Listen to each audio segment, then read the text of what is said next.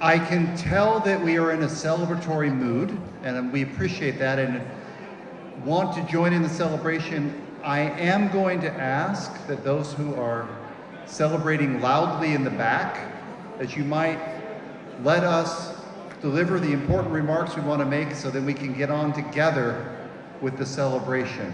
I'm going to pause for a minute to see if I can be successful in getting a little more decorum in the room.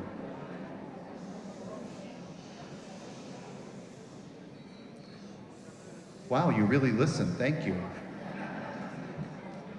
President Osmani, Prime Minister Kurti, ministers, members of parliament, media representatives, civil society partners, fellow members of the diplomatic corps, international community colleagues, distinguished guests.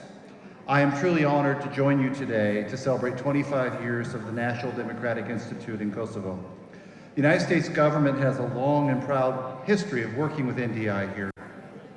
USAID, which also celebrates 25 years of operations in Kosovo this year, has supported NDI's work for the duration of its tenure here, providing NDI with approximately $40 million to support programs and activities in Kosovo during this time.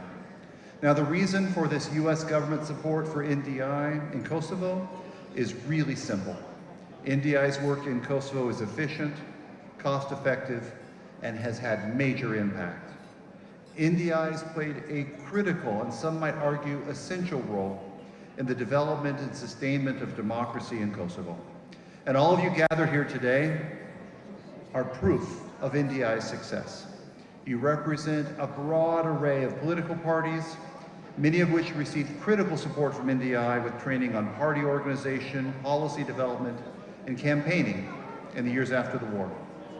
Many of you are among the thousands of women who have been politically or socially active, inspired or empowered by NDI training on advocacy, campaigning, public speaking, all efforts designed to boost gender equality in government. I know we have among us members of the Assembly who have proposed and achieved passage of legislation to advance gender equality as members of the Women's Caucus, which NDI helped form in 2005, with strong support from the then chairwoman of NDI, former Secretary of State Madeleine Albright.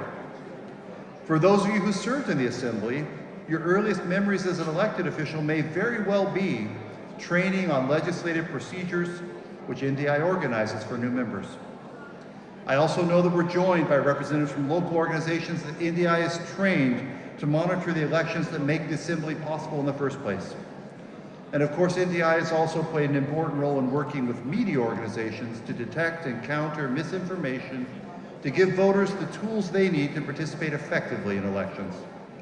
Simply put, NDI has helped make governance in Kosovo more effective, more inclusive, and representative.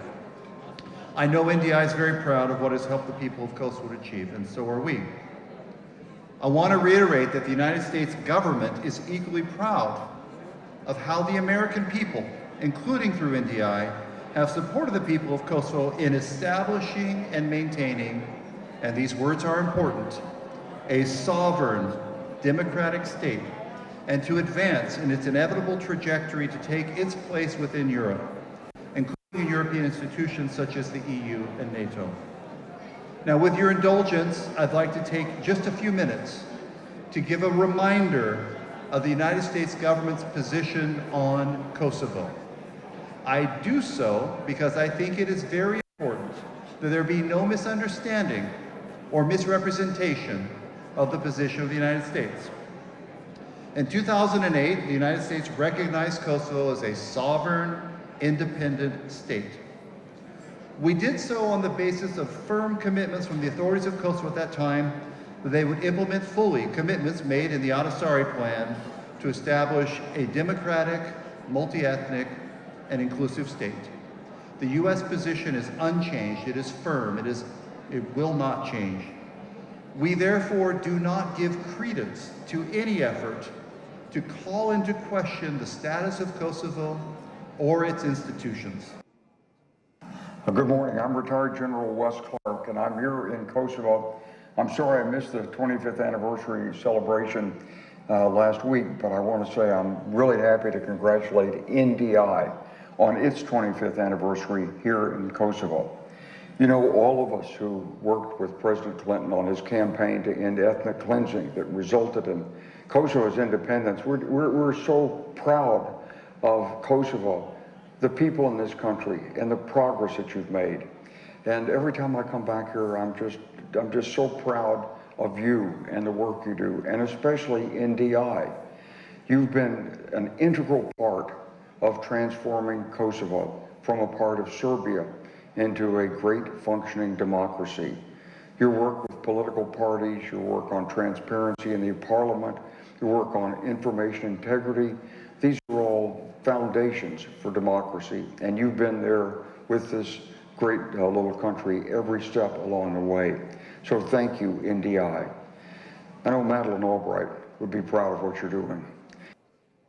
Let me send greetings to the National Democratic Institute and to my friends in Kosovo on this very important anniversary. 25 years ago, the world acted together in a unique moment to save the people of Kosovo from potential slaughter.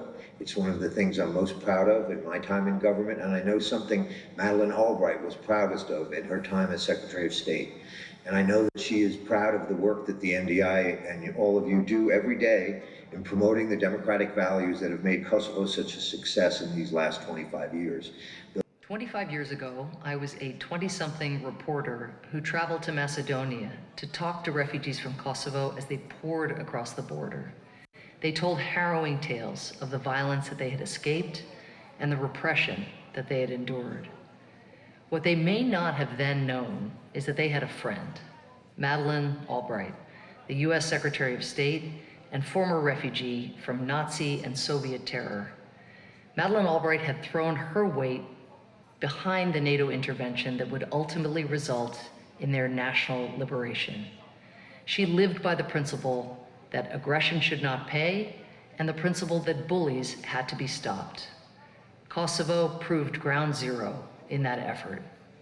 In the years ahead, Madeleine Albright was able to focus on more than protecting Kosovars from violence.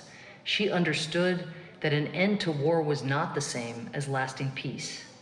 And over the years since NATO's intervention as NDI chair, she remained a relentless advocate for Kosovo's burgeoning democracy.